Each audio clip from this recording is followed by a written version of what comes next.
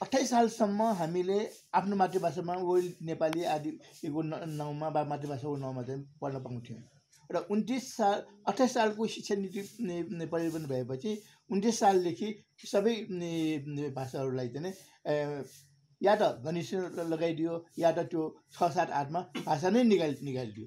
यो स्थिति अहिले पनि गणतन्त्र आइसकेपछि पनि त्यही कन्टिन्यू भइरहेको छ र हामीले आफ्नो भाषाले को चाहिँ अपनाउनु पाउनु पनि त्यो पाएका छैनौँ। त्यस कारणले गर्दा यो अहिलेको चाहिँ यो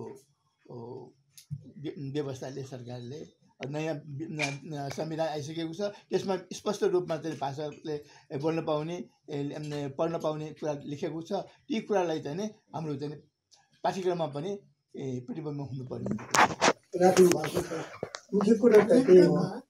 आन्दोलन अब नेवारहरूको आन्दोलन भनौँ यो भनौँ न पहिचान भनौँ, यो भाषासँग हामीले धेरै वर्ष अगाडि त्यो सङ्घर्षको रूपमा लिएको आफ्नो भाषाबाट पठन पाठनको व्यवस्था होस् भन्ने हिसाबमा अब गणतन्त्र आइसकेपछि पनि यही मुद्दा फेरि उठाउनु पर्दा हामी सबैलाई अलि अप्ठ्यारो भनौँ के भनौँ, अब प्राप्त अधिकार नपुगेको हो कि भन्ने कुरा सबैमा छ।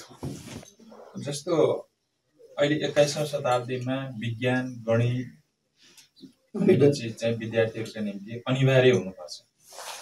अब के गरियो भने यो यस्तो विषयसँग चाहिँ अब अनिवार्य हुन्छ, मातृभाषा पनि अनिवार्य हुनु पर्यो अनि विज्ञान र गणित पनि अनिवार्य चाहिन्छ जीवनमा।